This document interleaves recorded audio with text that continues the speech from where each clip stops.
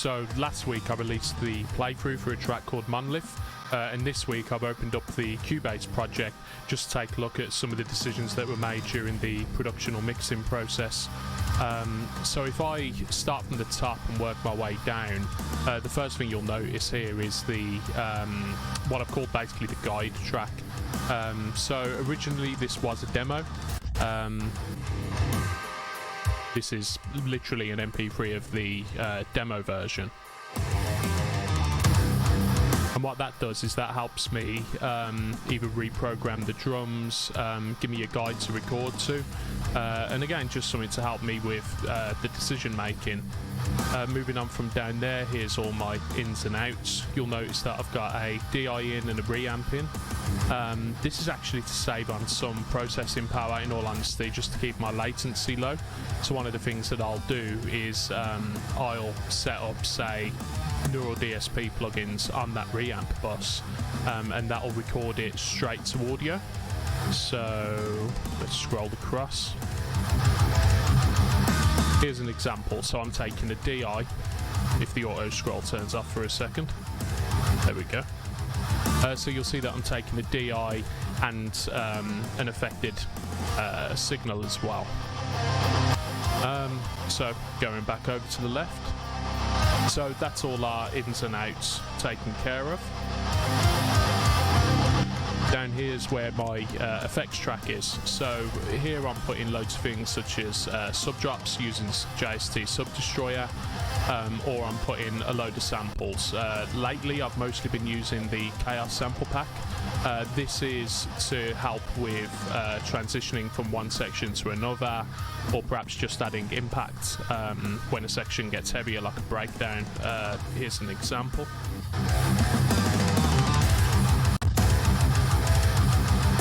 Again, pretty subtle, but so that's the sort of thing that's happening in the background. On some cases, I'll double up.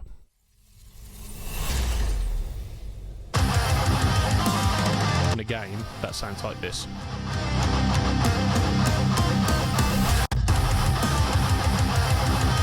There are a few pops and crackles here and there just because it's a finished project. It's clearly overloaded my CPU at times.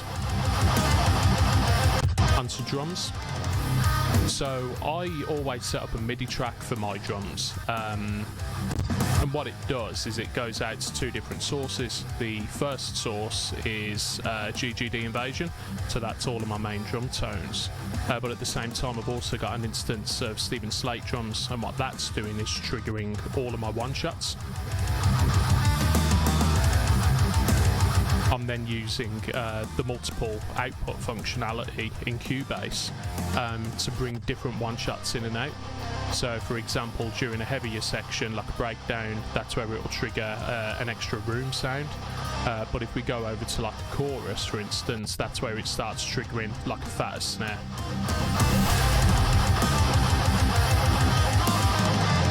Bass is programmed. Similarly with the drums, I'm setting up a Midi track, and what that's doing is it's going out to two different sources. First source is Silent Tones Loki Bass, and the second source is Sub Destroyer again. This time it's just everything 60 Hz around that region, just to keep a consistent low end. For the rhythm guitars, I'm actually using Archetype Gajira with GGD Zilla cabs as well. So on these guitars, I actually have the Neural DSP plugin on the output bus. So these, I'm only recording DIs. It helps for things like editing or getting things tighter. Now, as I was saying earlier about putting an instance of an amp sim on an actual input bus, to save on processing power for some of these leadier sections, that's what I do, and I always make sure to put some sort of reference to which plugin I'm using in the name. So for these what I call rhythm leads, I'm using Archetype Nully.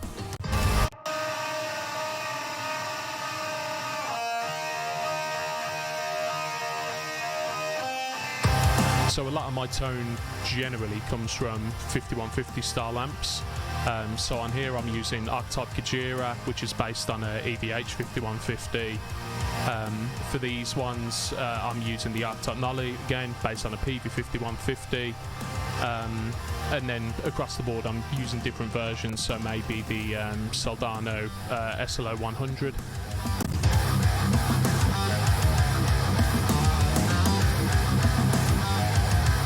Same again here.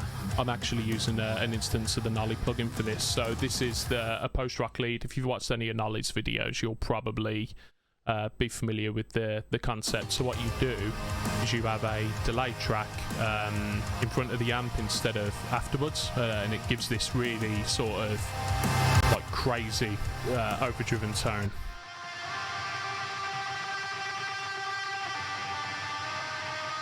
On this track I'm generally using that as more of a thickening layer as opposed to something that's right there in your face.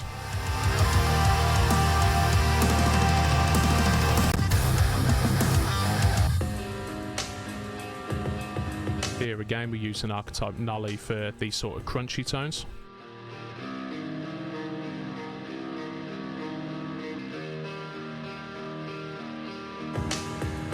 Now on these ambient clean guitars, this is where I'm using the Corey Wong plugin.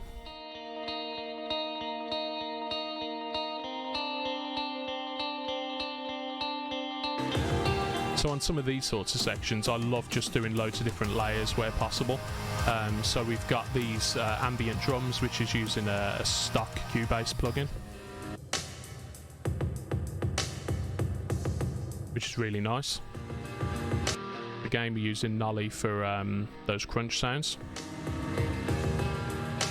Next comes these ambient clean guitars.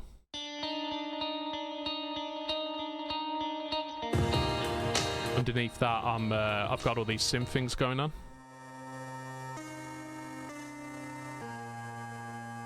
And again, for most of my synth sounds I generally use Massive. And one thing that I really got into during 2020, thanks to lockdown, was orchestral stuff. So using the Nucleus core.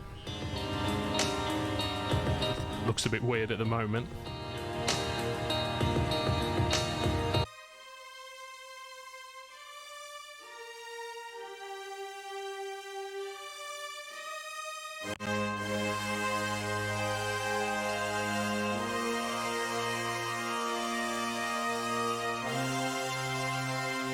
And it's kind of amazing how good these can sound. Now, because these are predominantly being used for layering, I'll be honest, I've not put a crazy amount of effort into automating it to get it as realistic as possible. On some of the projects coming up, I can show that though.